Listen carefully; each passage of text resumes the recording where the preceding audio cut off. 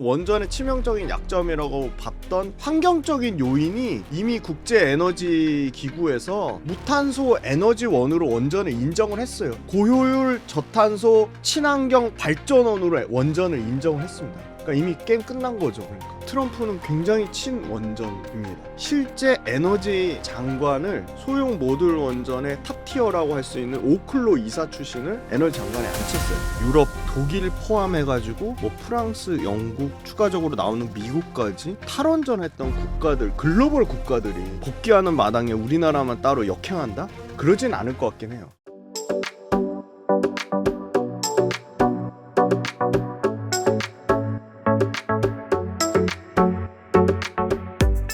김지윤 대표님 나오셨습니다. 대표님 안녕하세요. 안녕하세요. 네, 대표님 친환경 탈원전 열풍이 지나가고 지금은 SMR 소형 이제 원전과 대형 원전의 시대라는 말도 나오는데요.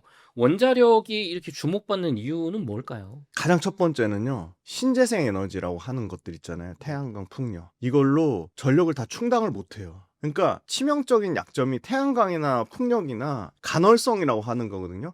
전력의 수급이 굉장히 불안정하다. 들쑥날쑥한 거죠. 특히 태양광이 진짜 심해요. 풍력도 해상 풍력은 오히려 좀 괜찮은데 육상 풍력은 전력에 대한 안정성이 굉장히 떨어지는 거죠. 그리고 두 번째는 굉장히 원자력을 굉장히 안 좋게 어떻게 보면 악화시키거나 비화시켰어요. 너무나 위험하고 무서운 걸로. 근데 사실이긴 해요. 후쿠시마 원전 사고 터진 이후로 그 뒤로 굵직하게 원전 사고 터졌다고 할 만한 게 사실 없거든요. 그래서 대표적으로 미국에서 쓰리마일 섬이라고 원전을 폐쇄했던 원전 그 바로 옆에 쓰리마일 섬 옆에 신규로 또 원전을 짓거든요. 근데 그것뿐만이 아니라 이 중국 놈들이 얼마나 무서운 게 뭐냐면 그렇게 탈원전 미국과 유럽이 원전에서 슬슬 발을 빼는 동안에 네. 이 중국 놈들은 엄청나게 원전을 키운 거예요. 말도 못하게, 상상 초월하게. 그럼 중국이 바보라서 원전을 그렇게 키웠을까요? 그만큼 안정적으로 에너지원, 소위 말하는 AI 이 대란, AI 빅사이클을 감당할 전력의 대안으로 원전을 본 겁니다. 그런데 실제 발전 단가라고 하는 게 높지 않아요. SMR 같은 경우는 이제 막 개발 단계니까 높은 거고, 네. 대형 원전, 원래 우리가 수주받던 대형 원전들은요, 발전 단가가 신재생보다 더 쌌으면 쌌지, 더 네. 경쟁력이 있으면 경쟁력이 있지, 더 경쟁력이 낮은 상황이 아닌 거죠. 그러니까 중국이 제가 알기로는 맥스 최대 얼마까지 늘리냐면 400기가까지 늘린다고 하거든요. 그러면 미국 빼고, 미국이 한 130에서 한 150기가 될 거예요. 미국 빼고 나머지 국가들 원전 강국이라고 하는 나라도 있거든요. 영국, 러시아, 그 다음에 우리나라 다 합친 거랑도 중국이 짓고 있는 원전이랑 이미 지어놓은 원전을 게임이 안 되게 차이 나요. 몇 배 차이 나요. 몇 배. 3배가 아마 넘을걸요 아마? 그러니까, 한국, 네. 영국, 러시아 다 한국, 합쳐도. 영국, 러시아 뭐 이렇게 합친 거가 뭐 한 예를 들어 150기면 중국 400기가. 그러니까 이제 중국을 뺀 나머지 국가들 다 합치면 중국이랑 거의 비슷할 거예요. 와. 그러니까 중국 놈들이 진짜 무서운 거죠. 과거 3년에서 5년 사이에요. 아마 연평균 50%씩 캐파를 확대한 걸로 알고 있거든요. 그러면 AI가 촉발하는 이 전력을 뭘로 다 감당할 거냐? 그럼 원전밖에 없다. 그 얘기가 지금 계속 나오는 거예요. 그런데 원전의 치명적인 약점이라고 봤던 환경적인 요인이 이미 국제에너지기구에서 네. 무탄소 에너지원으로 원전을 인정을 했어요. 고효율 저탄소 친환경 발전원으로 원전을 인정을 했습니다. 그러니까 이미 게임 끝난 거죠. 그러니까 원전이 이미 그냥 친환경 에너지원의 네. 분류 체계로 들어간 거예요. 그런데 중국하고 격차를 계속 줄이기 위해서 탈원전을 했던, 지금 사실은 체코만 부각돼서 그렇지 네. 독일, 영국, 프랑스 전부 다시 재가동하는, 우리나라 마찬가지고 재가동 사이클로 올라오고 있거든요. 그럼 앞으로 풍력하고 태양광 안 지을 거냐? 그건 아닌데 풍력, 태양광 아무리 열심히 많이 지어도 이 엄청난 에너지 대란을 캐파를 극복을 못 한다는 겁니다. 그리고 풍력, 태양광도 또 갑자기 트럼프가 되는 순간 풍력, 태양광을 박살을 내놨잖아요. 조금 박살낸 게 아니라 뭐 거의 죽이다시피 하다가 이제 풍력, 태양광 죽이면은 그 많은 에너지 그거를 캐파를 감당을 못 한다고 해서 다시 조금 살리는 수준인데 다행인 건 트럼프는 굉장히 친원전입니다. 그리고 실제 에너지 장관을 소형 모듈 원전의 탑티어라고 할 수 있는 오클로 이사 출신을 에너지 장관에 앉혔어요. 그만큼 에너지원으로서 원전의 중요성을 굉장히 트럼프가 중요하게 인식을 하고 있고 굉장히 강조를 한다는 거고요. 그 다음에 원전이 과거와는 다르게 여러 가지 안정성 측면으로 보완이 기술적인 업그레이드나 보완이 많이 된 거죠. 그래서 그런 측면이 있어서 사실은 친환경 에너지에 가깝게 무탄소 에너지원으로 포함이 되면서 그리고 발전 단가는 낮으면서 신재생 에너지를 보완할 수 있는 신재생 에너지의 치명적인 약점이 에너지 수급의 불균형을 가장 완벽하게 해결할 수 있는 에너지원이 원전밖에 없다. 그래서 원전이 부각되는 거고 실제 원전이 상당히 메리트가 있는 게 뭐냐면 글로벌로 원전을 지을 수 있는 나라가 10개 될까 말까예요. 그러니까 원전 그 기술력을 갖고 있는 국가가 몇 개 없는 거죠. 우리나라도 거기 들어가요. 들어가죠. 무조건 들어가죠. 강국이다. 완전 강국이죠. 근데 대표님 전 정부가 망쳐놨죠. 이게 말씀해 주신 것처럼 탈원전을 우리가 그 몇 년 이제 그 지난 정부 때 좀 하면서 네, 5년 넘게 박살났죠. 예, 그때 사실은 제가 듣기로는 네. 우리나라 원전 기술 인력이 중국으로 엄청 빠져나갔다 이런 얘기 많이 들었거든요. 네네네. 그러면은 우리나라 이제 좀 기술을 잃고 많이 따라잡히거나 뒤처지게 된 건 아닌가요? 기술력으로? 중국하고 얘기하신 대로 그런 문제가 있었어요. 그게 완전히 회복된 상황은 전혀 아니라고 보고 있고요. 중국이 상당 부분 기술을 뺏긴 부분이 있겠죠. 제가 너무 잘 아는 게 원전 관련된 기자재 납품 회사에서 제가 엔지니어로 일한 적이 있거든요. 네. 그때만 해도 저는 뭐 15년도 전 얘기, 그쵸. 거의 15년 전 얘기네요. 문재인 정부가 아니었으니까 원전에 대해서 그렇지 않았거든요. 네. 근데 지금 보면 인력도 많이 유출되고 많이 팀도 축소되고 여러 가지 그런 어려운 점이 있었죠. 환경적인 인프라에 대한 굉장히 부족한 부분, 정부 지원도 끊기고. 그래서 기술적으로 중국이 예를 들어 뭐 3원계 배터리 하면 우리나라가 중국보다 월등 기술력에서 뛰어나, 메모리 반도체 하면 중국보다 우리나라 기술이 뛰어나, 그렇게 딱 말하기가 어려울 수도 있을 것 같아. 얘기하신 걸로 지금은 많이 유추해 따라잡혔다. 예. 원전 관련된 기술력 측면으로 보면 그럴 수 있는데, 근데 그럼에도 불구하고 대표적으로 뭐 두산 에너빌리티라든지 그 밑단의 기자재 뭐 BHI라든지 뭐 S&T 뭐 에너지라든지 이런 원전과 관련된 그 핵심 기기, 주기기, 보조기기를 만드는 인력들은 그래도 아직까지는 그 힘든 상황을 잘 버텨내고 지금의 소위 말하는 이 앞으로 다시 원전이 부활될 거를 대비해서 어떻게 보면 힘든 인고의 시간을 거쳐서 지금은 어느 정도는 이제 다시 좀 살아나려는 분위기에 그쪽이 확대되려고 하는 거지. 지난 과거에 그렇게 인력 유출이나 그런 부분에 타격이 분명히 있습니다. 그러니까 완전히 원전 쪽이 정상화돼도 그런 부분 때문에 100% 역량을 다 발휘하지 못할 수도 있다는 생각은 듭니다. 물론 그런 인력 관련된 부분 조금 더 확인은 필요하겠지만, 그래서 두산 에너빌리티나 원전 기자재 뭐 BHI나 S&T 에너지나 이런 쪽에 지금의 이제 그 메가 트렌드 에너지 사업의 어떤 큰 대세를 보면 다시 돌아오겠죠. 근데 다시 돌아오는데 처우의 문제 때문에 그 진짜 상상 초월하더라고요. 그냥 중국 가면 그냥 네. 3배 준다고. 한국보다 무조건 연봉 3배. 그냥 중국 가면. 3배 준대요. 그냥 깔끔해요. 그냥 얼마를 받든 3배. 어디든 뭐 10배 준다고 얘기하는 데도 있고요. 그런 식으로 기술을 빼가는 게임이 거구나. 안 되니까 그런 측면이 있는데, 그렇죠. 근데 그거 사실 애국심에 맡기기에는 너무 그렇죠. 우리가 막 네. 잘할 거니까 네. 여기 있어라가 아니고 우리는 이제 암울해졌으니까 네. 암울하니까 뭐 개인이라도 살아야겠죠. 그렇죠. 대우를 해줘야 되는 거죠. 그래서 그 부분은 굉장히 중요한 질문이고 굉장히 심각한 문제인데 해결이 안 됐습니다. 해결이 안 됐고 좀 더 제가 팩트 체크를 해봐야 되겠지만 분명히 기술력에 있어서 격차? 뭐 기술 진입 장벽? 그거 냉정하게 중국 업체랑 비교했을 때 뭐 그럴 수는 있어요. 그런데 현재 지금 우리가 주력으로 하고 있는 뭐 대형 원전단의 주기기, 뭐 원자로, 반응기, 가열로 이런 거는 아직까지는 다행히도 두산 에너빌리티나 그 밑에 보조기기, 복수기, 페어레스 보일러 이런 거는 BHI 이런 게 세계적인 기술력을 아직 갖고 있다고 보고 있습니다. 현재로서는. 중국이 따라온 거지 우리나라는 여전히 탑티어다. 음. 좋습니다. 그럼 일부 기자재 항목에 한해서. 좋습니다. 네. 대표님 그러면은 어쨌든 지금 뭐 대통령 선거도 얼마 안 남았지만 서방권에서 우리나라도 포함해서 워낙 원자력이 친환경 탈원전이 답이 아니고 이 AI 늘어나온 전력 수요는 원전밖에 답이 없다라는 좀 합의가 되고 있으니까 정권 어느 정당이 대통령이 되시더라도 요 원전을 좀 원자력에 집중하는 기조 요거는 유지가 될 거라고 보시는 건가요? 예, 지금 사실 유력 대권 후보가 전 정부랑 다르게 이 원전, 그러니까 과거의 탈원전하고는 조금 다른 스탠스. 그러니까 신재생과 투트랙으로 가는 게 맞겠다.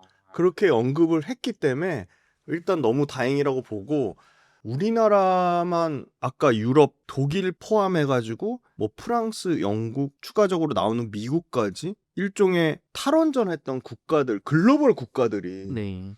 복귀하는 마당에 우리나라만 따로 역행한다? 그러진 않을 것 같긴 해요. 물론 정부에서 진짜 안타까운 거는 매년 전력 수급 기본 계획을 짜는데 네. 11차 전력 수급 기본 계획이 나왔습니다. 네. 가장 최신 것, 가장 오래 따끈따끈한 거. 근데 한 기가 줄어들긴 했어요. 총 기수.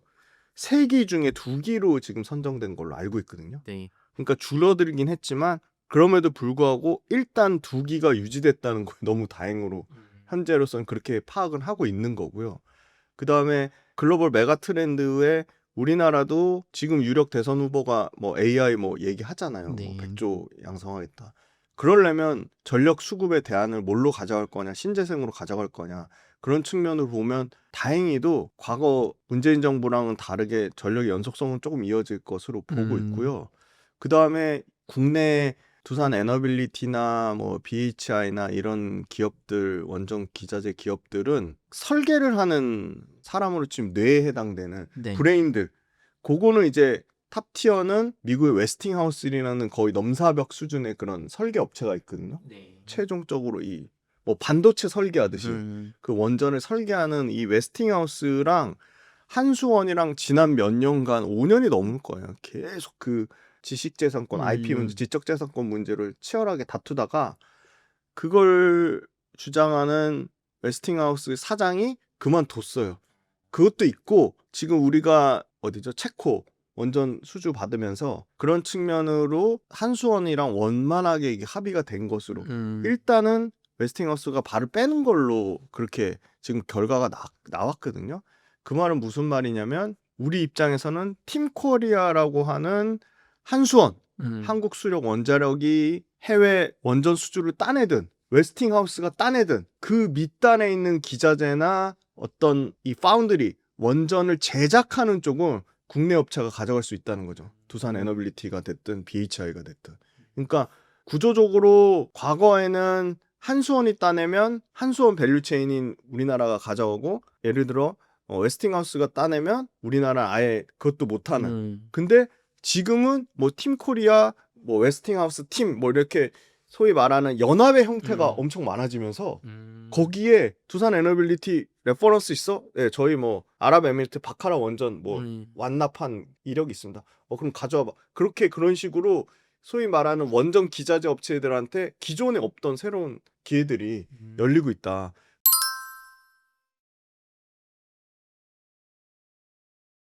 그러면 그런 측면으로 보면 국내 업체들의 일종의 글로벌 레퍼런스는 검증돼 있다. 네.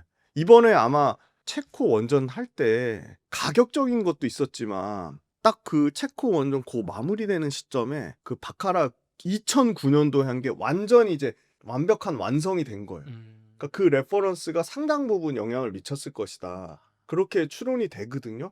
왜냐면 당연히 유럽 측면으로 보면 프랑스 전력청이 주는 게 같은 유럽 내 국가에 당연히 우대해 주잖아요. 네. EU 연합에서도 하듯이 유럽 차 키우기 위해서 하는 것처럼 똑같은 상황인데, 그럼에도 불구하고 글로벌 레퍼런스 측면으로 프랑스 전력청보다는 한국의 한수원, 팀코리아 쪽에 더 높은 점수를 준 거죠. 그거 아직 발표가 안 나서 또 추가적으로 2차 이제 발표 나올 건데, 그래서 글로벌 레퍼런스를 잘 쌓았다는 거고, 그리고 또 가격을 무시 못하는 거죠.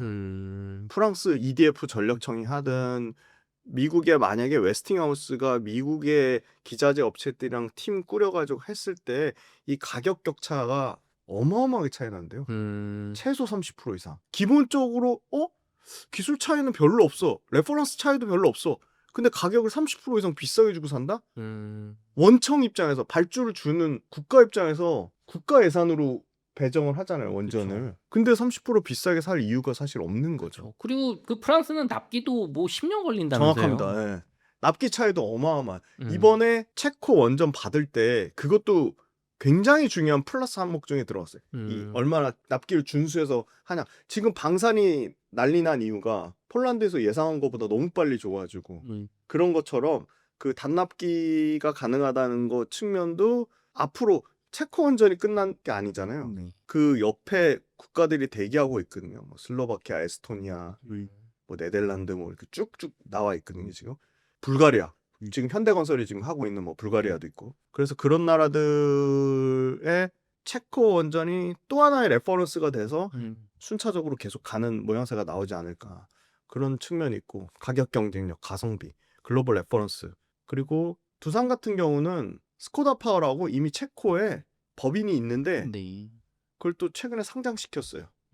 그러니까 물건 잘 만드는 레퍼런스도 있지만 대외적인 인지도도 잘 쌓아가고 있는 거죠. 두산그룹도 그렇고, 네. 예, 현대건설도 그렇고. 현대건설은 뭐 말도 못하게 글로벌로 이 복합 화력부터 포함해가지고 원자력부터 포함해가지고 다양 뭐 불가리아 뭐 코들로이 원전 요번에 또 수주 받아가지고 그 레퍼런스를 쌓아가면서 대외적인 신인도나 인지도가 굉장히 올라간 거죠. 납기 포함해서. 그래서 저는 원전 관련된 부분은 뭐 글로벌 에너지 메가 트렌드 산업에 맞는데 거기에 어떻게 보면 시류를 좀 잘 탔다? 그렇게 보고 있고, 다만 이제 그러려면 재무 구조가 좀 안정적이어야 되는데 체코 같은 경우는 과거에 아랍에미리트 원전, 바카라 원전보다는 훨씬 더 좋은 마진에 앞으로 계속 그 계약 조건도 계속 업그레이드가 되는 걸로 알고 있거든요. 그러니까 두산 에너빌리티는 또는 뭐 BHI는 또는 현대건설은 원전 관련된 실적은 계속 실적이 계속 업그레이드가 계속 될 것 같아요. 그러니까 역대급 실적을 계속 갱신한 원전 그 관련된 부분에 있어서는. 근데 그 매출 인식을 어떻게 하는지는 모르겠어요. 그럼 회사 내부적으로 그걸 4번에 쪼개든 뭐 6번에 쪼개든 3년에 나눠 쪼개든 뭐 1년에 통으로 반영하든 그 인식, 매출 인식하는 방법에 따라 좀 다를 것 같긴 해요. 대표님, 그러면 두산 에너빌리티, 현대건설, 한전기술 등 국내 원전주 주가 흐름이 좋아요. 네네. 말씀해 주신 것처럼 이런 분위기가 반영돼서. 그럼 이제 시청자분들이 궁금해하시는 김지훈 대표님이 가장 좀 주목할 만한, 네. 현재 좋게 보시는 원전 기업 하나만 꼽자면 뭐가 있을까요? 이유도 좀 궁금합니다. 주가 흐름부터 먼저 한번 빠르게 보고 갈게요. 주가 흐름 중요하니까. 네. 제가 오늘 것까지 4월 29일 것까지 우리 장중에 찍고 있는데 조선 방산만 얘기하잖아요. 네. 두산 에너빌리티 올해 1월 달부터 4월 말까지 상승률이 60%예요. 엄청 어마어마하죠. 네. 신고가 영역에 있어요. 최고점 대비 6%. 요 DD라는 걸 굉장히 중요한 데이터로 파악을 하고 계셔야 돼요. 네. 자, DD가 뭐냐면 역대급 신고가, 최근 10년 내 가장 높은 가격이랑 4월 29일 현재 주가와의 차이, 괴리율이라고 합니다. 괴리율이고요. 요게 네. 마이너스 6%면 그냥 신고가 영역이에요. BHI 지금 계속 역대급 신고가를 갱신하고 있는데, BHI 같은 경우는 두산 에너빌리티는요. 요거 제가 작년 수익률까지 가져왔어요.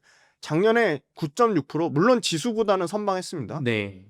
근데 요거 두 개 합쳐봤자 100%가 안 돼요. 저는 두산 에너빌리티는 사실 썸네일을 무섭게 달까봐 좀 걱정은 되지만 네. 저는 더 갈 거라고 봅니다. 두산 에너빌리티 더 오른다. 그렇게 또 썸네일 다시면 안 되고요. 예. 좋게 보신다. 네, 좋게 봅니다. 그리고 자, BHI는 이미 작년에 95%나 올랐어요. 근데 오늘 또 78% 상승 나타내고 있죠. 근데 여기도 전 더 갈 거라고 봅니다. 대표님, 근데 이게 BHI, 두산 에너빌리티야 좀 더 크고 작년에 그렇죠. 좀 덜 올랐으니까 그렇죠, 말씀하신 그렇죠. 것처럼 그렇죠. 상승 여력이 네. 있지 않을까, 역대급 수준 되니까. 네네. 근데 네. BHI는 작년에 거의 맞아요. 2배, 올해 80%잖아요. 그렇죠. 네. 여기서 더 오를 수 있을까요? 뭐 재료가 있을까요? 예를 들어 두산 에너빌리티가 한수원 팀으로 들어가든, 네. 두산 에너빌리티가 아까 말씀드린 웨스팅하우스가 설계하는 웨스팅하우스 팀에 들어가든, 네. 또 다른 웨스팅하우스나 한수원 말고 유럽의 어떤 팀이 들어가도 두산 에너빌리티의 기자재가 들어갈 가능성이 높다는 이유는 지금 두산 에너빌리티가 만드는 이 원자력 관련된 주기기를 글로벌로 만들 수 있는 회사가 대략 6, 7개 정도가 글로벌로 경쟁력이 있다고 보는데 캐나다의 뭐 BWXT 그런데 지금 캐파를 공격적으로 늘리면서 아까 얘기하신 반납기에 대응할 수 있는 업체가 그 중에 몇 개냐로 추리면 3개 안팎으로 줄여진다고 봐요. 그리고 이 두산 에너빌리티가 예를 들어 주기기를 수주로 받는다.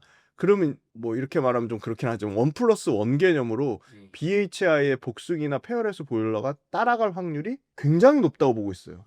네. 근데 두산 에너빌리티가 조금 더 원전에 포커스가 돼 있고요.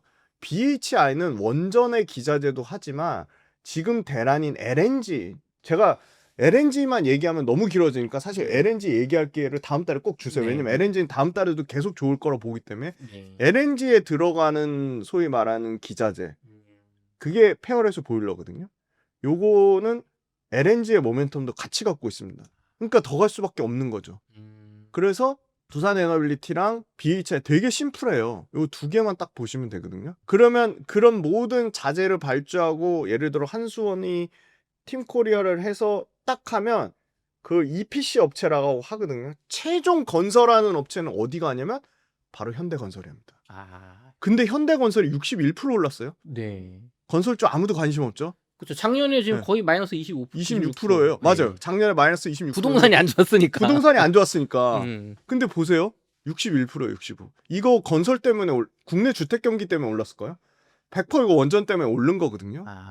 네. 그런데 그나마 두산 에너빌리티는 작년에 플러스였잖아요. 네. 현대건설은 더 룸이 많이 남아 있는 거죠. 지금 아까 강조해 주신 DD로 보면 마이너스 네. 최고점 신고가 대비 맞아요. 마이너스 46%예요. 현대건설은 아직도 마이너스 47%예요. 최고점 대비해서는. 이 룸이 남아 있는 거죠. 그러면 현대건설은 대표님 건설사니까 네. 요즘 부동산 경기가 꿈틀꿈틀 하지 않습니까? 네네네. 앞으로 또 돈도 엄청 찍어낸다고 하고 그렇죠. 세계적으로 이게 부동산 또 호황이 오면 네. 요 원전 호황하고 겹칠 수 있는 가능성도 있는 건가요? 네, 그러니까 지금 부동산 전문가셔서 제가 얘기하기 좀 그렇긴 한데 지금 이제 바뀌면 예를 들어 정권이 교체되면 주식보다는 사실 부동산 이거 뜰 거다 벌써 이미 다 퍼져 있어요. 실제로 될진 모르겠지만 네, 현재 될지도 모르는데도 네. 이미 그분 대통령 됐어. 부동산 될 거야. 이미 퍼져 있어요. 저도 최근에 집장만 했지만 잘 산 것 같아요. 정권이 바뀌면 통계적으로 부동산 가격이 올라가기 때문에 그리고 굉장히 현대건설 잘하는 게 뭐냐면 제가 얼마 전에 방배에 네. 그거 아세요 대표님? 언덕배기에 있거든요. 교통도 안 좋아요. 네. 방배 현대건설이 지금 프리미엄 브랜드로 DH 현대인가? 26년 내년에 그 들어오는데 거기를 이제 약간 언덕길인데 갈아 엎어가지고 어마어마하더라고요. 네. 근데 이제 그렇게 투트랙으로 간다는 거는 힐스테이트 갖고 잘 안 돼서 DH를 만든 게 아니라 그렇게 초고가 프리미엄을 만들면 그것도 팔리니까 그쪽 초고액 자산가들의 수요가 있으니까 그걸 저는 그 브랜드가 투트랙으로 간다고 보거든요. 네. 현대건설만 있는 게 아니잖아요. 이 편한 세상도 이 편한 세상 하이 브랜드 그 위에 또 있죠. 맞아요. 그런 식으로 네. 부동산들은 이제 그 하이엔드가 하나씩 다 하이엔드를 있죠. 가져가잖아요. 네. 그런 측면이 있고 그다음에 현대건설은 두산 에너빌리티가 지금 아까 갖고 있지 못한 지금 모멘텀이 불가리아의 코줄로이드의 원전이거든요. 네. 그게 아마 올해 26년, 27년 계속 아마 실적으로 나눠서 쪼개져서 반영이 전 될 거라고 보거든요. 한수원 팀코리아 플러스 알파가 현대건설이 지금 불가리아 그 원전을 갖고 있다. 네. 7, 8호기. 예. 그리고 지금 얘네도 도시정비하고 복합개발 쪽, 그러니까 특수 부동산 쪽, 네. 그거를 중장기 목표 이익률을 8%로 잡아놨더라고요. 이익률을. 근데 토목하고 플랜트도 하잖아요. 이거는 마진 잘 나와봤자 7%인데 그럼 건축 주택 쪽에 마진을 13% 이상 본다는 거거든요. 합쳐야 되니까요. 네, 합쳐야 되니까. 복합개발 상품이 2030년까지 매출 50% 이상씩 전체 매출에서 차지할 거라는 거예요. 그러니까 기존에 저마진에 이제 소위 말하는 토목 낡은 노후화된 주택 이런 거는 다 그냥 그거 하고 아까 말한 DH 같은 쪽 아니면 도시 정비 사업, 도시 정비 개발 사업 아까 이거 중요하게 말씀드렸던 게 뭐냐면 드디어 이제 아랍에미리트 바라카 원전 완공이 됐어요. 근데 그걸 완공할 때 중요한 건 기한도 지켰고 예산도 만족했다는 겁니다. 그럼 기한과 예산을 모두 만족할 수 있는 데가 몇 군데냐?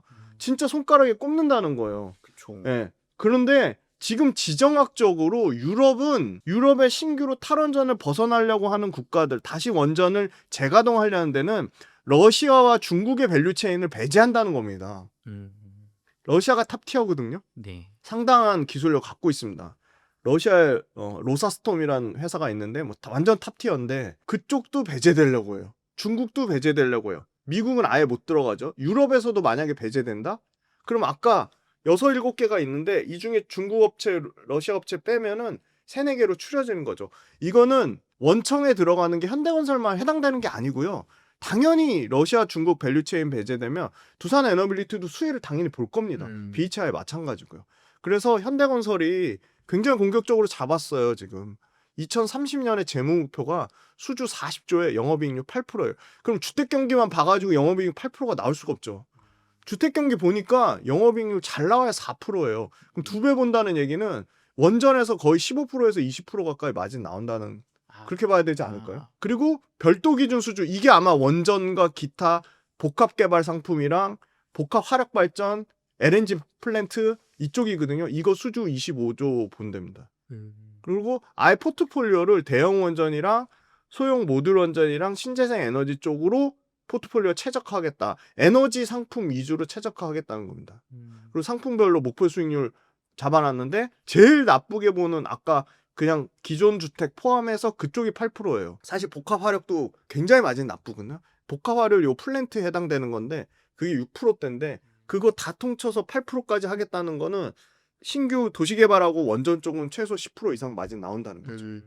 그래서 현대건설이 일단 아무리 뭐 건설주가 나쁘다 해도 그 얘기하신 이제 정부 바뀌는 거에 대한 기대감이 상당히 있고, 그러면 현대건설도 똑같아요. 두산 에너빌리티랑 1+1으로 가는 거고. 근데 조금 더 이제 건설이란 덩치가 워낙 크니까 두산 에너빌리티가 더 훨씬 매력적이라고 보는 이유는 주가는 비싸지만 우리 그냥 순수하게 원전만 포커스해서 보면 너무 매력적인 게, 그냥 심플하게 얘기하면 제가 제 채널에서도 얘기했지만 그냥 원전계 그냥 TSMC다. 그러면 딱 답이 될 것 같은 게, 가장 탑티어라고 보는 게 아까 말씀드렸던 웨스팅하우스거든요. 네. 웨스팅하우스에 이미 납품을 한 이력이 어마어마하게 있습니다. 지금 한수원과 웨스팅 지재권 분쟁 끝나면서 한미 원전 협정이 이루어지고요. 두산 에너빌리티는 가장 탑티어가 웨스팅하우스의 이 AP1000, 여기에 최초 적용된 게 보글 3, 4억이 지금 착공 지연됐다가 이제 지금 다시 세팅 들어가거든요. 이 AP1000에 주기기를 납품한 이력이 있습니다. 두산 에너빌리티가. 야, 대표님, 이렇게 지금 그 원전 관련해서 왜 원전이 뜰 수밖에 없는지 세계 흐름과 이제 주목하시는 세계 업체를 얘기해 네네. 주셨잖아요. 네네. 조금 더 이런 거를 대표님 인사이트를 나 좀 더 알고 싶다. 네네. 그런 분들을 위해서는 좀 어떻게 하면 될까요? 저는 이제 구독 모델을 하고 있거든요. 유튜브로 올리는 건 한계가 있어서 그냥 그때그때 매일매일 산업, 기업, 시황, 그리고 수급, 외국인 기관의 수급, 그거를 아주 깔끔하게 그냥 하루 종일 저는 그것만 준비하거든요. 그 레포트를 만들어서 매일매일 보내드리고, 당연히 매수매도 추천 아닙니다. 그거는 본인이 판단하셔야 되는 거고, 기업, 산업, 그다음에 시황, 그리고 수급까지 다 매일매일 체크를 해드리고요. 그 한 주를 쭉 정리하는 거를, 영상을, 유튜브에 없는 내용을 거기도 똑같이 기업하고 산업에 대해서 영상을 찍어서 빌리언스 캠퍼스라는 구독 모델을 통해서 말씀드리고 있으니까 그것도 좀 많은 관심 부탁드리겠습니다. 네, 조금 더 깊게 공부하고 싶은 분은 저희 링크를 달아드릴 테니까 거기 네네. 한번 가셨으면 좋겠습니다. 감사합니다.